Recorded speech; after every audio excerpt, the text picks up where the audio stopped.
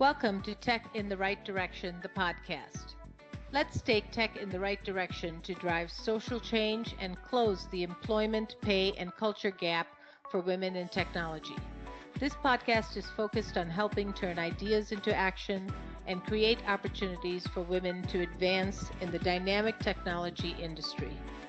I hope this podcast will inspire and motivate you to encourage more women and girls to seek or grow a career as a woman in technology. Stories about the journey of amazing women in the tech field starts right now. Welcome to Tech in the Right Direction, the podcast.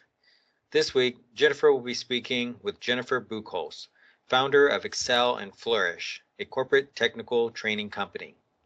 She helps organizations, teams, and individuals leverage their technology to save time, increase productivity, and reduce frustration. Welcome to the show, Jennifer. I'm so excited to have you on. Great to be here. Great. Let's get started. So as a woman in tech, can you share with us your career journey and how you got to where you are today? Absolutely. I think for me, I've always been technically inclined. My mom was an administrative assistant, and so everything in our household was either in a spreadsheet, a database, or a Word document. Right? So with that, I've always had that technically inclined. And as time went on, I became just as an end user, the subject matter expert in any role I was in. And eventually I ended up getting certified as a trainer and started my own business in that space. But it was really never by design. My bachelor's is in communication. My master's is in adult learning. So I don't have a tech background per se. It's just maybe more of a knack and a desire for it. That's great. So how did what sparked you into technology? It was so funny. I was at a job at a really large corporation in Chicago, and they were trying to do budget forecasting for the next year. And I did mine on a spreadsheet. And I'm like, yeah, this is pretty great. And I felt really good about it. But I didn't realize that I was the only project manager there using a spreadsheet to do this. And again, this was early 90s. Mm-hmm. So it just was a different time. And all of a sudden they're like, wow, this is magnificent. Can you train all our project managers on how to use this thing you created? And again, it was even getting people to conceptualize what the spreadsheet was, how it would be an advantage over the old way that they did things, and why they should listen to me at 20-something. So just kind of the spark was that it was giving us better data and it was easier for people to do, but that it was a huge change. And so that interpersonal, conflict and change management was a fun part of that solution as well. That's awesome. Was that like Lotus 1, 2, 3 at that time? It was, we were right. We were right on the cusp. Actually, our company was using Excel and we were using Lotus Notes for all of our workflow. Wow. Mm-hmm. Boy, I remember those days. So we've been in business over 30 years and it's just, brings back those memories of the old applications. So that's kind of fun. Now, as you know, this podcast is really focused on bridging employment, pay, and culture gap for women in technology. So what are you seeing in the industry today? Well, so when you think about employment and pay and culture, and then you were looking at women in general, I feel like so many times we don't know what we don't know, and we've been handed the job and the tools to do the job as it stands. And because we're just kind of told what to do in many cases, there's not a lot of creativity and innovation.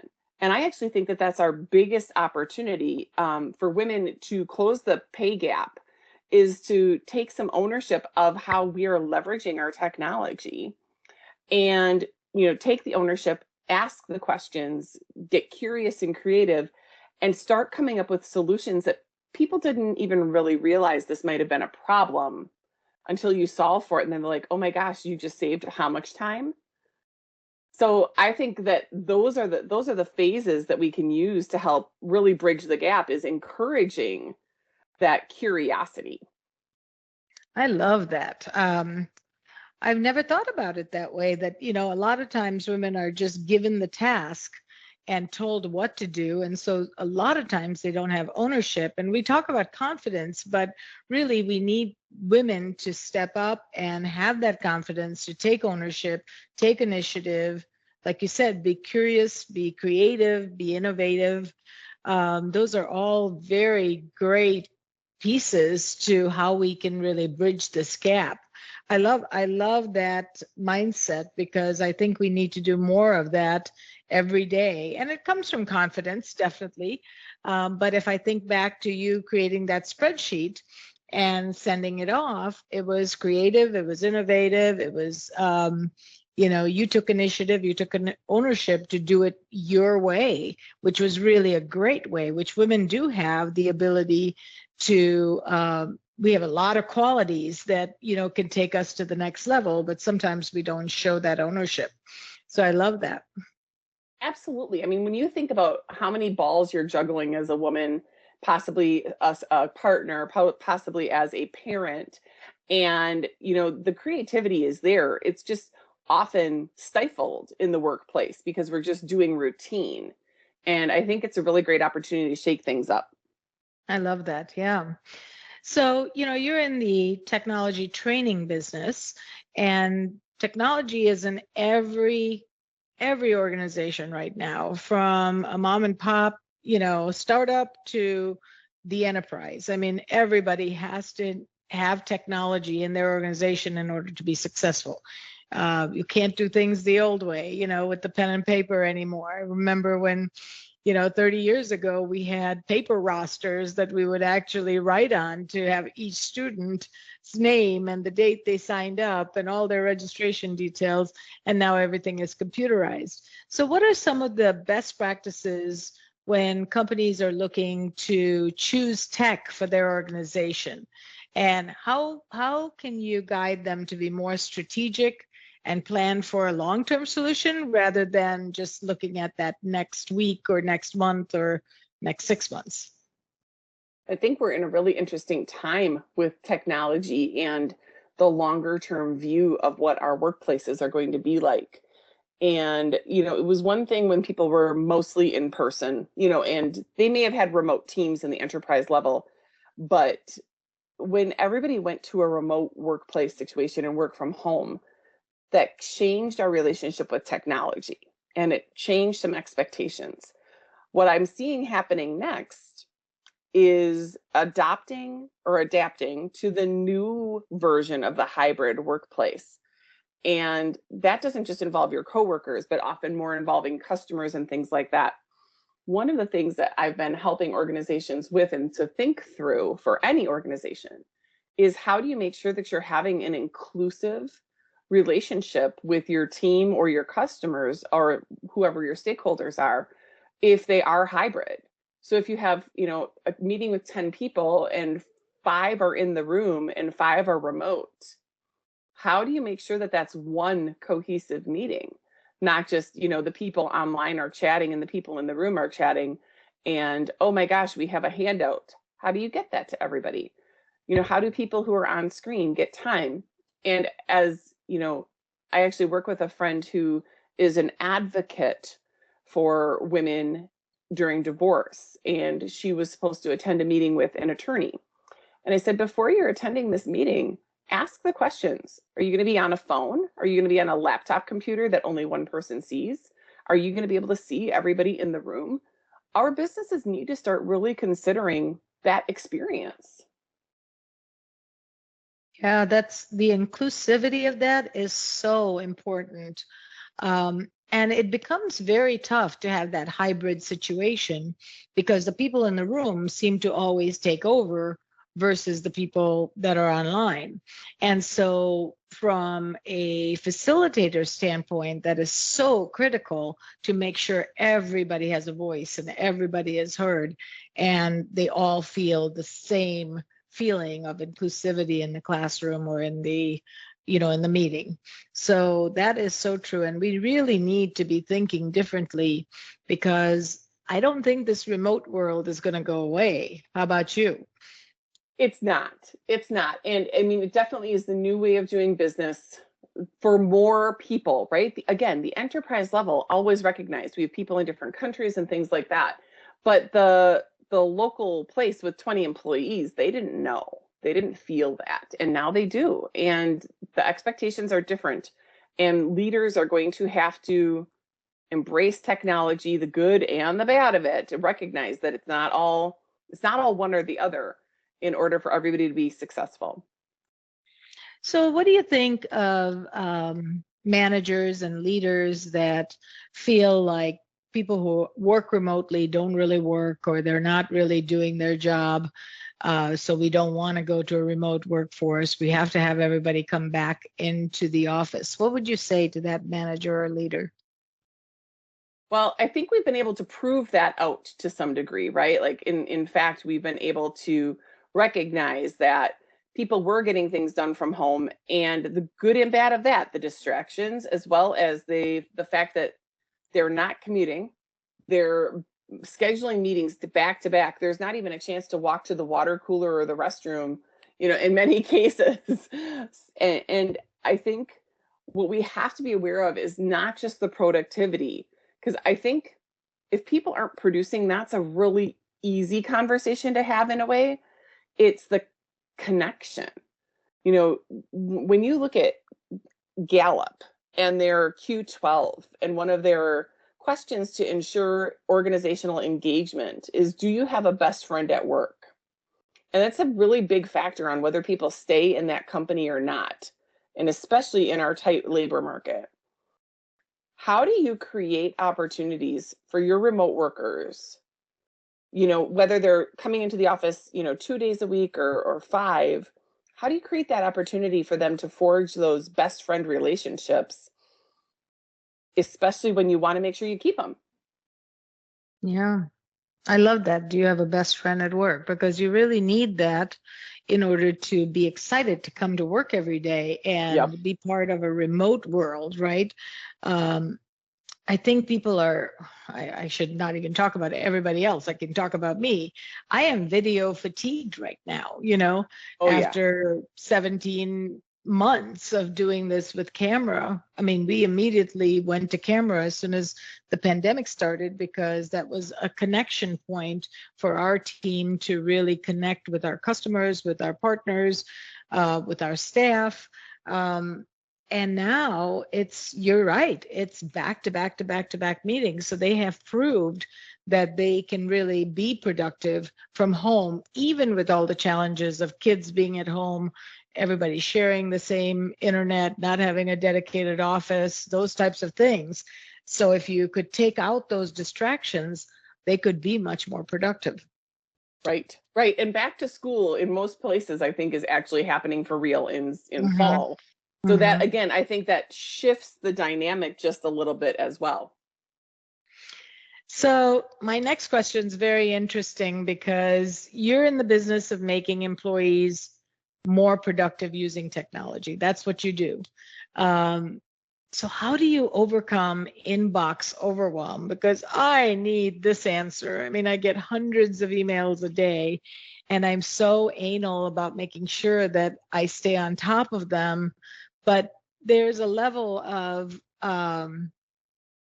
stress and fatigue that goes along with that may compromise work-life balance. So what are your thoughts? Well, so I love it. I love that you're a prime example, because I'd love to hear your thoughts on some of this stuff. So first of all, overcoming inbox overwhelm is one of the things I teach, because too many times we focus on like, what can the tool do, not how to think about using the tool. So first of all, we help everybody get to inbox 0 if they're not there yet. But it sounds like you're actually pretty on top of how your emails work. One pro tip right now for getting to inbox 0 is, first of all, there's a fabulous tool out there called unroll.me. Unroll.me. And that's a tool to help you manage all of those subscription emails that you get, whether it's newsletters or shopping coupons or whatever. So unroll.me is great. And the other thing is, it kind of goes against what we learned when we were growing up with Outlook.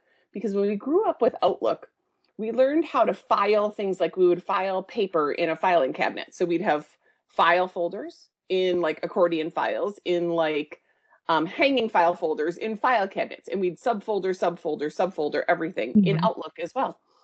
Well, Outlook's search has gotten so much better that if you have a pile hanging out in your inbox right now and you're not sure if you should keep it or delete it or where to put it, just make a folder that you call keep or 2021 and move all the stuff that's just in this holding pattern in your inbox, move it. So then you're only looking at the stuff that you need to actually be getting done that's in your inbox, not wondering, one of my ideas is stop the scroll. If you have to keep scrolling through your inbox to figure out what you should do next, you have too much stuff going on in there. Did you know that there is an increase in the number of women leaving the tech industry? As a woman-owned business, Directions Training has made it our mission and passion to change this statistic. That's why Jennifer created this podcast. We showcase insight from everyday women for everyday women in the tech industry. Do you know other people that would benefit from tuning in? Share the link and help us drive the advancement of women in the tech industry. Do you have a journey or know of someone that our listeners would benefit from hearing about? Reach out to us at directionstraining.com/podcast. Don't forget to follow us on LinkedIn, Facebook, and wherever you find your podcasts. Now, back to the show. That is so interesting. You got me thinking. So, so I do the old school way of folders, but I also use search all the time because I know where I put it because it's context sensitive. If I'm working with a Microsoft project, then I'll put it in Microsoft projects folder. And so I have a starting point. So it's not looking through probably 500,000 emails, I guess. Right.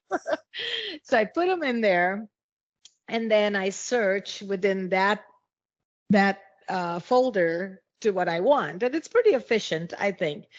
One of the big things for me is in my inbox, I only keep things that are to-dos per se, things that I have to work on, and if I have any more than 35 to 40, I have anxiety. Exactly. So Agreed. Those are the active things I'm working on. And as I complete them, they go into a folder, but that's kind of how I work. Is that a good practice, or is there any other great tips that you can give me? No, you're right on track. I agree with everything you're saying so far. So the two things that I use to manage my to-do list in my inbox is I use flags to indicate the urgency. Because not everything has to be done today. Some things could possibly wait till the end of the week. So I use all my flags for urgency. And then I use categories for importance. And I actually use like a red, a green, and a yellow type of category that then says, okay, red means this is a hot item and I have got to get it done, where a green item could maybe get pushed. Because what I found was in Outlook, you have a lot of great tools to indicate when. But if you have 10 things due for today, then you're going to have to scroll to figure out which one to start with. And that's where the categories come in.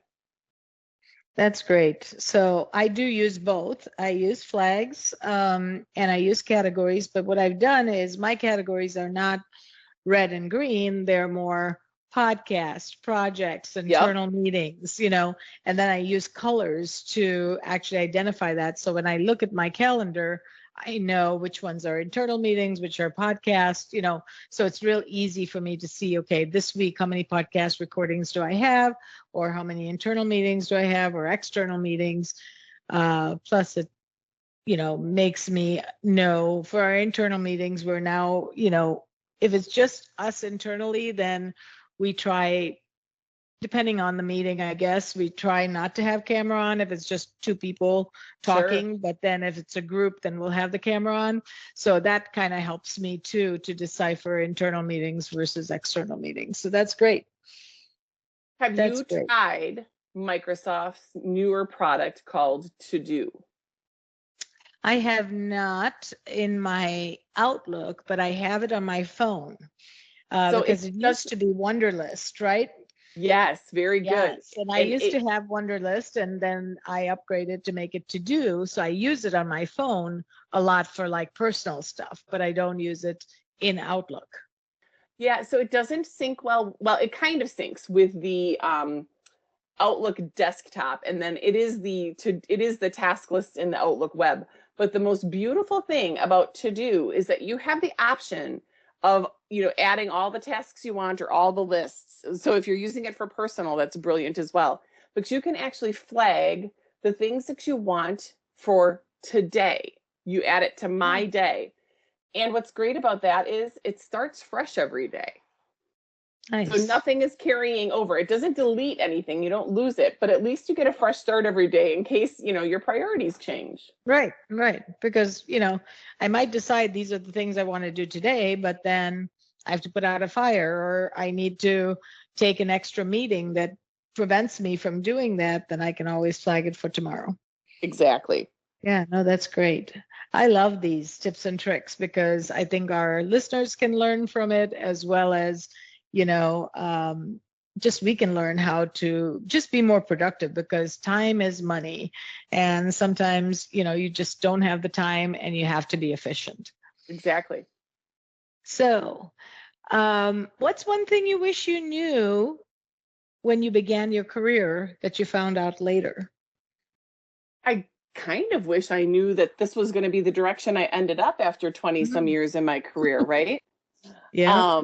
If only we could see the future. I may have done things a little bit differently.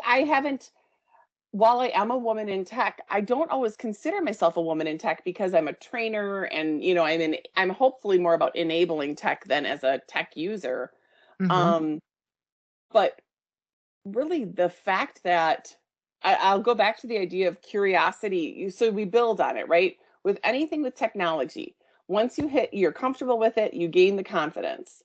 The curiosity and the creativity are the best parts of what make tech great. And if I would have learned to have been more curious and creative earlier, I probably would have gotten more involved in, some coding, things like that, that has eluded me.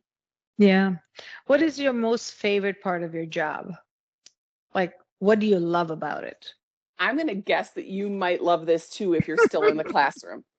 There's this Yeah. moment when, and I get the moment whether I'm training virtually, because I do ask my students to stay on screen if possible, or if I'm in person. There's this moment when you teach them that one thing and their eyes start to roll in the back of their head just a little bit because they're mentally calculating how much time they could have saved in their lives if they'd have known this thing, how many years earlier. Yes, And absolutely. right. And then there's some joy that comes in that. That's what makes me go, then I kind of want to say, oh, and then did you know this? And did you know this? Because it's so rewarding.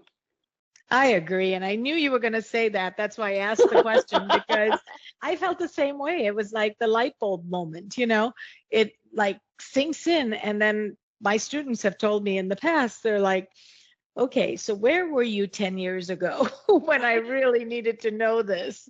And Yeah. I was doing it the hard way. It's like you showed me a shortcut that's just going to save me hours and hours of work. So I think, yeah, that's the teacher in us. And if we are fulfilled by that, it just gives you more joy every day. And my second one for that is also that I learn something from my students every day. It wasn't just it's not just teaching them, but somebody might hit a key differently and get a different screen, or somebody might be doing it a different way and they may ask you for help where they are. And it really shows you so many different ways you can get the same results. So I thought that was pretty cool too. Yeah, I love learning from my students. Mm-hmm. Yeah. So, I am very passionate about technology, but in this new day and age with the cloud, it gets harder and harder to stay current and relevant. What are some of the things that you do to stay current and relevant so that maybe our listeners can learn and maybe put into practice? Absolutely. Well, I think there's some amazing online trainers out there. And so when sometimes I'm just watching for like, hey, what's new? What's new coming out? So I especially like training in any of the Microsoft products.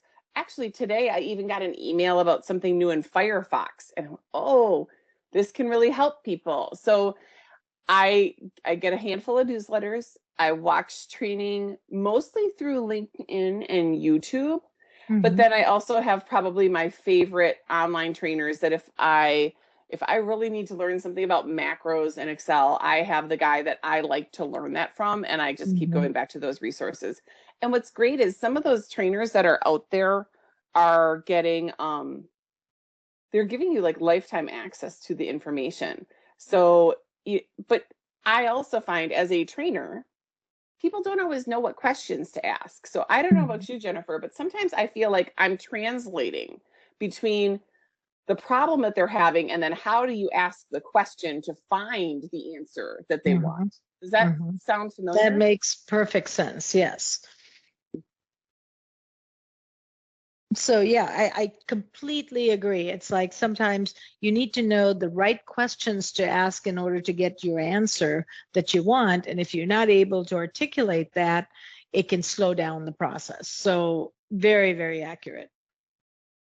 Well, and on the flip side of it, if you know the question to ask and then you go find the answer somewhere, sometimes you don't know how to apply it back to the work that you're doing. So there's another layer of translation. And again, that's why having human trainers is additive. I don't think it should be one or the other. The online materials are fantastic, but having a trainer who can translate on all sides of it can really cut down the time you spend in the YouTube rabbit hole.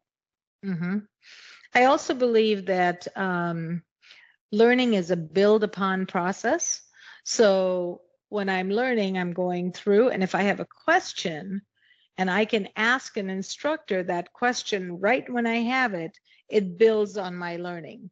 And whereas when you're using tools, sometimes you have that question, and if that's unanswered, it's kind of difficult to go on because it's like really in your head thinking, okay, but if I knew this, then I could really absorb this. Have you seen that? I completely agree. Great, great. Yeah, so I think, it is so important to stay relevant. Obviously, listen to videos, go to some classes. Do you dedicate time on your calendar to do that, or does it happen just as you need it? What is some of your practices for staying relevant? So first of all, I do get this really great daily digest newsletter that's telling me about anything new. So that's a daily practice. And typically my trainings are happening Tuesday through Thursday. That's typically the days that people want the training rather than Monday and Friday. So that allows me to have more free time on Mondays and Fridays to do that professional development. Even there's conferences like Ignite that's coming up and other types of, professional gatherings to go and connect with people as well as the concepts. Yeah, no, that's great. And I think, it is important to schedule time out because I feel that's the only time I'll get stuff done is if it's on my calendar. So I schedule time out pretty much for everything because then it just happens as a normal activity rather than, oh, now I have to put myself in this mode and go learn versus, react. And so I think putting it in your calendar, looking at your calendar for the next day or the rest of the week really gives you that energy to focus on it more often than not. Yes, 100%. All right, so here's another area of passion for me is women in technology, and we talked a little bit about that in the beginning. But, those numbers are declining, unfortunately. We are trying so hard and we're doing so much in order to bring more women into technology. But I really believe that, our pipeline is built on girls. We have to get girls at the right age, and I believe that's from 8 to 13, to be interested in technology. Right. And if we can get them at that point, we'll build our future just automatically. Whereas now we're struggling to keep women into the tech field because, it's such a male-dominated industry that sometimes they're not comfortable. They don't have the confidence. They don't have the ownership, like you said. So what are some of the things that we can do to help and bring in more women, girls, and also people of color? I am very focused this year in really bringing more women, women of color, people of color into the technology ecosystem. So part of that goes to, where are the mentors for this, right? Mm-hmm. And that's part of the role that I like to be a part of is, in order to be a mentor, somebody has to be raising their hand. And as a trainer, we get to see this untapped potential. And when you can see, again, that they've gotten past that comfortable and confident, and they're moving into the curious and creative, it's to say, hey, have you considered that, this skill set is going to serve you well if you decided to just focus on that? And starting to connect them to additional trainings and opportunities. I know in our area with the girls, we have Girls Who Code, and a lot of camps and stuff like that around that, which is amazing. I don't know what they're doing from a career path standpoint then. Is it just a summer camp, or are they actually connecting them to more opportunities? But the other part that I'm starting to see more, Jennifer, and I'm real curious what you're seeing. I'm in a couple Facebook groups, some for women who want more financial freedom, others who've now gotten through 2020 and are realizing like they really want jobs that are going to allow them a lot more flexibility in a remote. And we're hearing more and more about how things in tech, whether it's code, whether it's working for organizations such as Salesforce as developers and things like that, like it's starting to attract a different generation of people who have been in traditional careers and now are looking for, how can I make a great amount of money and have, the lifestyle that I want? And they're seeing tech can enable that. And I think that's one of the things that we could really piggyback on. Yeah, I love that. I love that you started out this segment with, where are the mentors? Because today, in order for us to get people of color, girls, women into those job roles, they have to see somebody who's done it and is successful at it. Then they build the confidence to say, oh, if she can do it, I can do it. And so we really need those role models. We need those mentors to be raising their hands and telling their stories, so that the new generation are modeling and saying, I can do that. If she can do that, I can do that. I can see myself because I look like her. I can feel like if she's a woman and I'm a woman, I can get there. If she's a girl and I'm a girl, I can get there.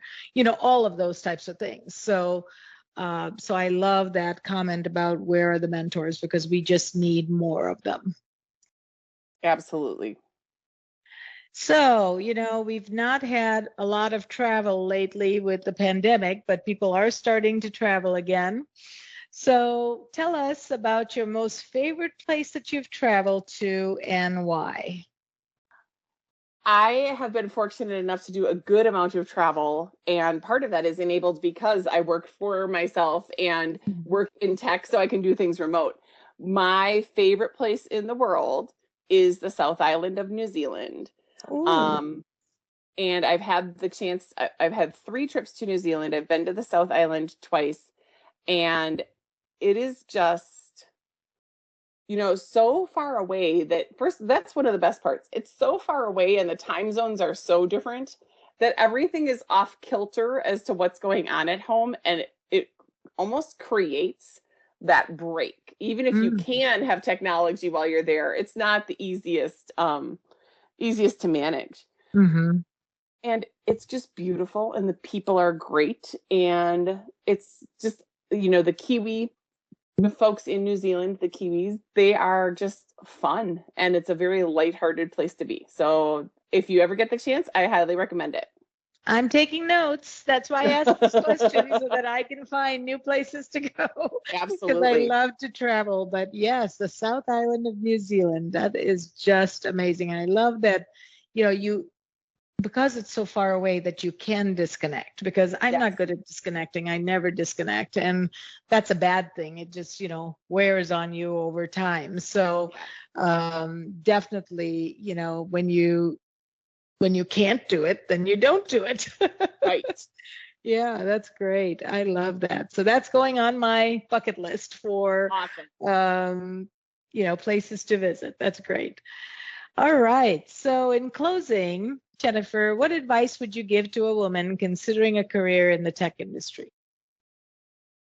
So, find something that's interesting to you. If you have, if your mind works really well with logic and stuff like that, find tools like that. But if you like tech and you like people, find something like a training role that helps you connect tech to people. Don't feel like you have to fit in a certain bucket. I feel like that's the biggest thing I've learned in this as a woman in tech and a trainer. It's that you can still be you. You don't have to put on this persona of who you think a woman in tech is supposed to be. And in that way, you're going to shine in your career and enjoy it and hopefully be able to embrace it for a very long time. That's great advice. And I think, we say this often in our show, is that not everyone in tech is a coder or a developer. And if you don't like that, there's still tons of opportunity in marketing and training and, selling. I mean, there's just a lot of different areas of tech that women should consider, because it is a really lucrative industry, and it gives you freedom, to work from home or work from anywhere. So that's really awesome. Absolutely. Jennifer, this was such a pleasure. I really enjoyed our time together. I'd love to have you back again in the future for another show. But in the meantime, could you share with our listeners how they can get a hold of you? Absolutely. You guys can find me at excelandflourish.com. That's EXCELANDFLOURISH.com. Email is Jennifer@excelandflourish.com, or feel free to go to the website and I'm sure you can find me from there. That's awesome. Well, Jennifer, thank you again. It was such a pleasure to have you on the show. Thank you so much for having me. Thank you for listening to Tech in the Right Direction. Please take a minute to subscribe or follow so that you never miss an episode. Also, don't forget to like, share, and comment. Thank you. See you next week. From IT skill enhancements to end user adoption training, Directions Training is your resource to help optimize the effectiveness of your technology investments. Over 500,000 students have taken advantage of our wide selection of technology and business training solutions, covering the most popular applications today, such as Microsoft 365, Azure, Windows 10, and more. As a podcast listener, we invite you to take advantage of an exclusive offer. Receive 30 days of free access to our Microsoft official curriculum, on-demand courses for IT professionals or end users. Visit us at www.directionstraining.com/podcast to claim this offer today. Hurry, this offer is only available for a limited time. Success is a journey. Ask for directions.